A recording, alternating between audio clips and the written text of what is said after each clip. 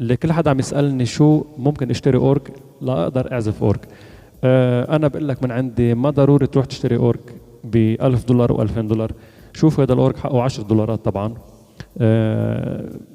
ممكن يساعدك يعني قد ما كان الاورج بسيط ممكن تعزف عليه. طبعا مش كل المقامات بس ممكن يعني تتعلم كتير اشياء عليه. عرفت كيف؟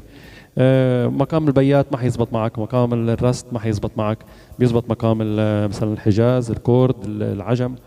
الصبا بيزبط بس صبا زمزم طبعا مش صبا العادي. فحفرجيكم مثلا اذا انت عندك اورج تبع الاطفال يعني مثل ما شايفين حتى خربان يعني مثلا. شو فينا مثلا نعمل فيها الاورج هيدا او كيف فينا نعزف عليه مثلا.